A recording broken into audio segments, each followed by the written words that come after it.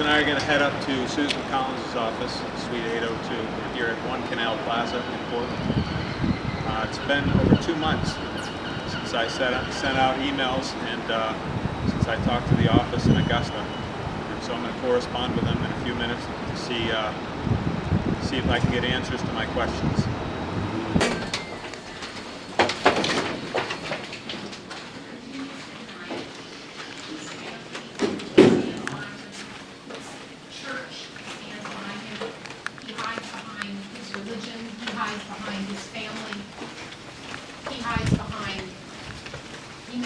He has who say, oh, he would never do something like that. It's that same story.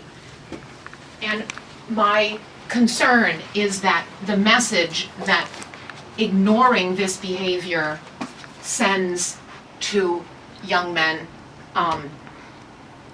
who also engage in that behavior and hurt people and think are learning how do I get away with it? This is how I get away with it.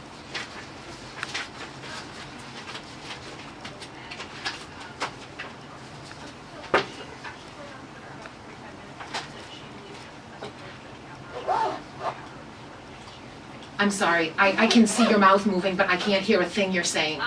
She actually released about 51 minutes ago now, looking at Okay. it on Twitter, that Professor Ford and Judge Kavanaugh should both testify under oath before the judiciary. If that helps to ease your worry. Well, I appreciate her finally saying something. I think it's very minimal. I think it's very minimal. But thank you for all that, and I just have an intern So out here. And Are this there is statutes that you were don't violated? need my name or my address? Or Sir, can I help you with something? I mean, there's I four would like cameras a and a response. recording Yeah, device. My name is and they're on Kelly me. McDaniel. You can? You want to speak in your office? McDaniel, What? No. You want to speak here then? McDaniel, I'll wait till I'll let she's her done. finish. D-A-N-I-E-L. Okay. And my preferred response would come via email, Okay, sure. if I can make a request that way. Then. Yeah.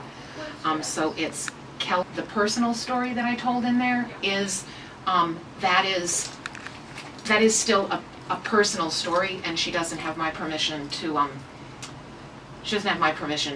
share that personal story. Yes. That is just to underscore, my request and my request. Does that make sense? Yes. Thank you. My stuff. Thank you. My name is James Mosher. Your My name, name ma'am? is Kate, Kate, and your official position? State Office Representative. See, I don't want to be on film. You don't have to be. That's He's up to you. filming me. He's filming me. And here's why. 2 months ago, I sent your office, I called before I sent an email about some statements that the senator made regarding Judge Kavanaugh. And I sent a lengthy email. I called and talked to your Augusta office. I even wrote a column about the nature of precedent, and the exact comments that she made in July were, I think I got it from the Portland Press Herald. She said that she would not support a nominee who demonstrated hostility to Roe versus Wade. And the email that I sent dated July 9th, I gave her a whole list of questions, and there's been zero response except for these July 6th. You know, it looks to me like just a template that gets shot out to people to kind of pacify them. So I'm concerned, given the nature of things, given that this Thursday, it's my understanding that the Judiciary Committee will be starting the process as far as voting is concerned. And I still have yet to receive any response. And I guess I can pose, you're not prepared to speak on her behalf? I'm not her spokesperson. Or is there somebody here that... They're in D.C. They're all in D.C. Do you see how constituents like myself can be fairly frustrated? Sure, I'm happy to meet with you and hear your concerns and pass them on to Senator Collins, because as constituent service offices here in the state of Maine, that is our job. Okay, so you're ready to listen to my questions, but you can't give me any answers to. Not at this moment, sir. No, I cannot. I'm not her spokesperson. What's the standard response time? I mean, I Sir, it understand. varies. It's a very Yeah, busy time right now. I understand So that. there is no standard.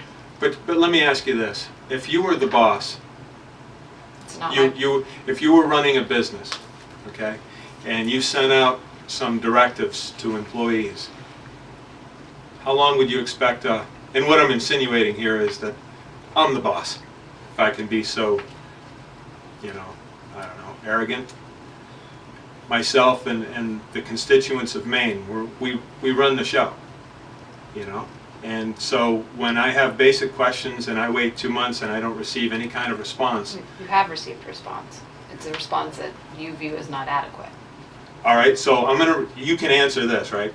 If I read you my questions, can you read over that email I just gave you real fast and tell me if you think that it even remotely addresses my No, questions? Not in my position to do so. But I'm happy to take your questions. All right, but you just said it's my response, or the way I read that is a non-response. You view it as a non-response. Right, but I'm asking you to just make a judgment call yourself. It's not my position to make a judgment call, sir. All right, can I ask you a personal question that's really not so personal? You get paid by the taxpayer? Sir, I'm an employee of Senator Susan Collins. Correct, so that means we pay your salary. That means you work for me. Okay? And I'm happy to do my job. All right, so I'm asking you to look at my email, which is only the email that came from your office, and I'm asking you to see if you would be happy with it. It's not my position, sir, to make a judgment call on that. All right. So here I am. I made some phone calls, 0 answer. I've sent out emails, 0 answer. I took the time to write it. Who have you called to? I called the DC office and the Augusta office. Okay. Where do you live, sir? What town? What town? I'm a constituent. No, I know, but I'm saying you've expressed. And can he film you? I don't need my intern being filmed, and my intern is right behind you. Your intern is not really your intern because. Sir, I'm asking you for him. He can film you from right here. She reserves the right to get out, right, Sir. and go somewhere else. Prentice, will you just go hop on that phone? You can bring that and just hop on that phone. I mean, this lobby even. I mean, look at how we get treated. As I'm a Republican. I'm a registered Republican, and I'm getting treated. It's a 10 by not even a 100 square foot room. You haven't asked me to come into your office and have a seat so we can discuss it. You're treating me with a certain level of hostility. And the questions that I have, and I guess I'll read them to you and you can do with them as you want. But the reason this is all on camera is because I'm going to turn around Thursday, will be another column that I write for Maine First Media. That column there was Maine First Media's column. And it's my piece is the archives, the Mosher Minutes, because my name is James Mosher. So here are the questions, and this was in July, and I'll just reference the intro here. Last week, regarding President Trump's pick to fill Justice Kennedy's vacant seat on the Supreme Court, you referred to both precedent and established law when you stated that you would not support a nominee who demonstrated hostility to Roe versus Wade. So I took her comments and made my own questions. I listed the Maine GOP platform, okay, which Article 7, Section 5, or Section 7. I actually sit on the platform committee for the state Republican All right, Party, so- and I'm on the state committee. So. All right, so you're familiar with number 5. It says we support prohibiting the use of state funds for abortions or activities that run counter to the sanctity of human life. We support, number 6, support faith-based family resources. Number 4, we believe in the sanctity of human life from conception to natural death. So my first question was, centers around that. Why is she hostile to her own party platform here in the state? As somebody who sits on the, determines the, well, I guess we vote on what these are, so you guys aren't really the determining factors, but as somebody who sits on the board, right? Why does your boss, why is she counter to the GOP platform? Why is she hostile to the platform. No comment? No, sir, I'm not the senator's All right. spokesperson. Given that there are thousands of years of precedent regarding the sanctity of life, why would you side with the sentiments of activist judges just because America hasn't successfully challenged their decision for 40 plus decades? Are these justices infallible? I mean, prior to Roe versus Wade, essentially the question is, you have, depending on your view, I don't need to know whether you're Christian or not, but I hold a Christian worldview. The world's not that old. You know, a young earth creationist worldview. Maybe 7,000, 8,000 years at best. So, but say that, you know, you're an evolutionist or a secular humanist and the world is 1,000,000 plus years old or whatever. I mean, not the world, but as far as humanity is concerned. You have either millions or thousands of years of precedent of civilizations giving birth. And, you know, it's just common sense. If you abort more than you nourish, your civilization in short order is eliminated. So why would she be hostile to what I say is thousands of years of precedent? No comment. Sir, I'm not the senator's spokesperson. I'm not going to comment. Why are you guys here? I mean, why Because we're here have... for constituent services, You're here for sir. constituents too. If a constituent has an issue with a federal agency, we're here to assist them to make sure that their concerns are addressed in a timely and To applicable, do lawful what? manner. To do what exactly? They have an issue with Social Security, with Medicare, with Medicaid. We handle thousands of immigrant cases, sir. We do a lot of constituent service. Any issue with a federal agency, our staff here serves as a conduit between a constituent and a federal agency. What exactly do you do for immigrants? Sir, I'm not here to discuss our casework. Why not? Isn't the electorate entitled to know? Do you treat immigrants better than you treat tax-paying constituents or registered Sir, we treat all Republicans? people the same. Really? So immigrants that come here get the same treatment that I'm receiving right now, Sir, which we is treat all people the no same. answers? Sir, we treat all They people get no the same. answers, or I mean, what's the next level for? Say I was an immigrant that's only been here several weeks. What would you do for me? Sir, is there anything else you'd like me to pass on to Senator Collins? You see, again, it's the automated response is the reason that I'm down here. And here's the funny thing. I'm a conservative. All right, so I see what's in the newspapers about the coat hangers. I see what's in the newspapers about, you know, the threats that this office in particular has been receiving. If you look at, I mean, to me, it's black and white. The left's way of handling things and conservative, you know, the conservative. I guess my point is, I'm here trying to get small answers.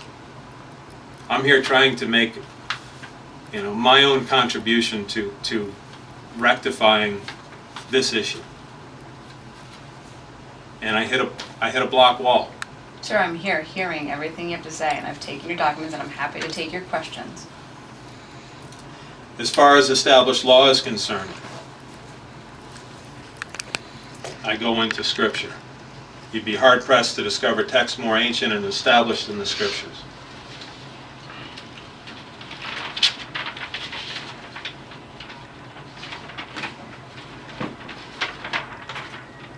Regarding raising children in the sanctity of life, the book of Genesis, chapter 1. And God blessed them, and God said to them, "Be fruitful and multiply and fill the earth and subdue it. And have dominion over the fish of the sea and over the birds of the heavens and over every living thing that moves on the earth." In Exodus 20, you shall not murder. Ezekiel 23, for they have committed adultery and blood is on their hands with their idols. They have committed adultery, and they have even offered to them for food the children whom they had borne to me. I sent her a package of onesies. If you take the time to view that column that went out, that column was in July, I sent a package of onesies. You know, the little... I know there. I didn't want to assume that you were a mother, because assumptions get us into trouble these days. You don't have to be a mother to know what a onesie is, sir. Okay? See how you get in trouble with just words? And it's funny that you would respond to that, but you can't respond to anything else that I've asked. Sarah, I don't think the onesie debate is a matter of national priority. Well, that's funny you would say that, because this is my next paragraph. The onesies that I sent represent 60 million babies, the precious little American boys and girls that could have worn them.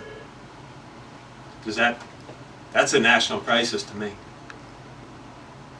60 million, do you know the math as far as the million, you know, from 1973 to today, as far as if the average is consistent, the state of Maine aborts over 2,000 babies a year. So doing the math, that's roughly 88,000 babies. Do you think that's a crisis for the state of Maine?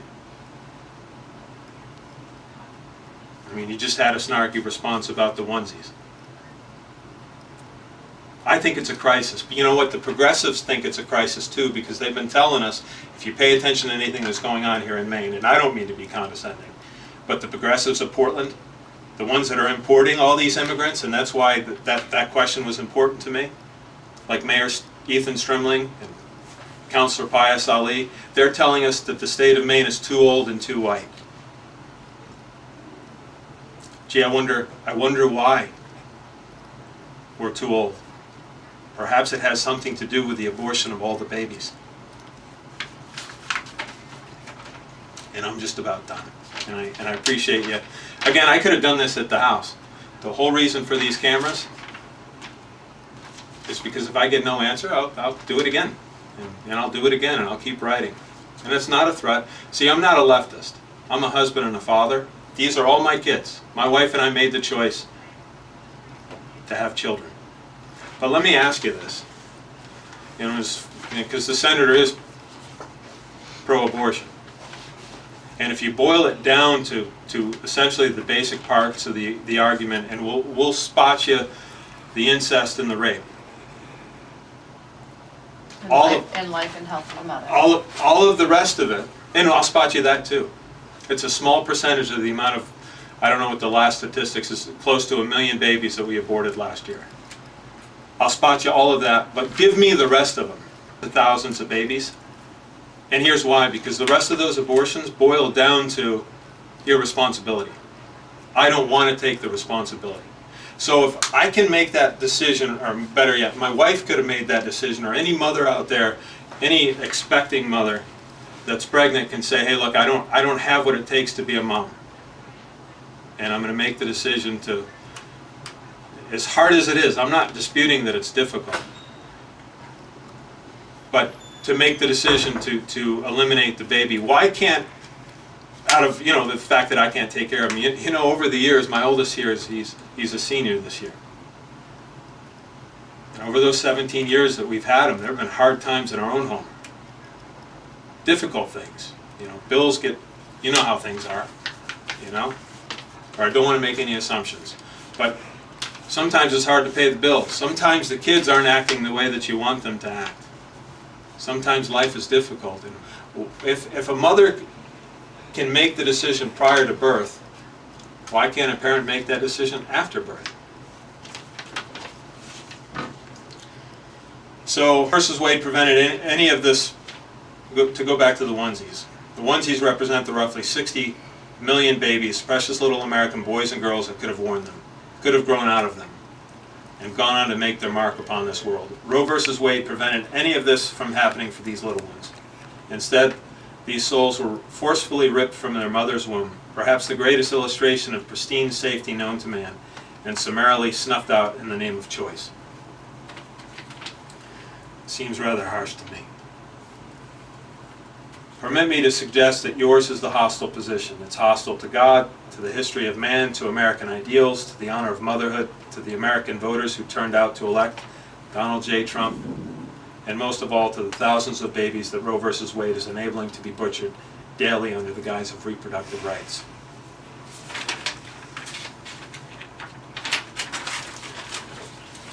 A couple more sentences.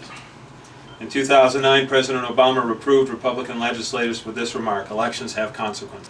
This is Obama speaking. So I think on that one I trump you. Look at all of the consternation from the left. at the moment over the president, over his nominations, over the way that he's performing his duties. It's kind of funny. I concede that on this point President Obama was correct. Elections do have consequences. I would encourage you to give all of the affirmations some thought before casting your vote for the next Supreme Court Justice. She hasn't given any of my stuff any thought. And again, I'm just one of a million plus constituents. I get it, she's pretty busy. But I would think some kind of response in the last, and you haven't taken the time, but trust me on this one, that is not a response. In fact, I'll tell you what, if you're not going to read it, I will. I will read it, sir. Because I'll read it to the cameras. You can do it. They're your documents. If you'd like to read them to the cameras, you have every right to do so. Well, I got another one. You can have that one.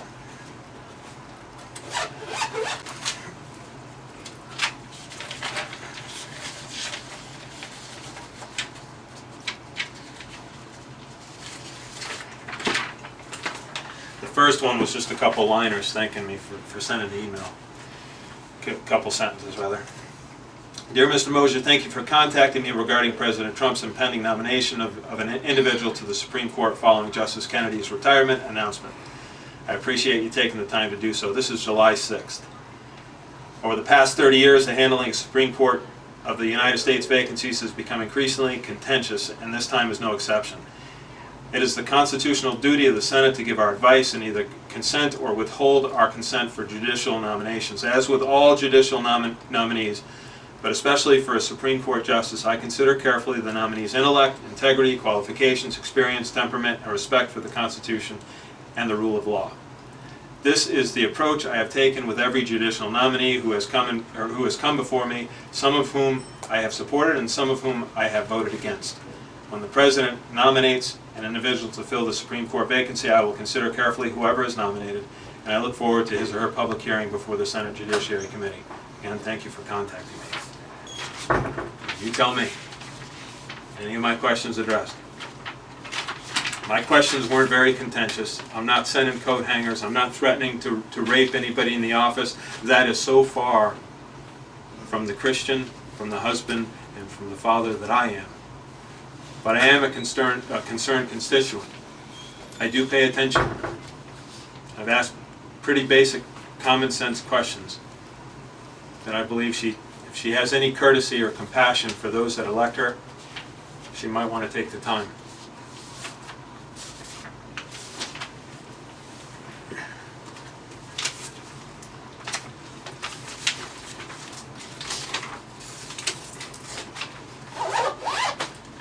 Thank you.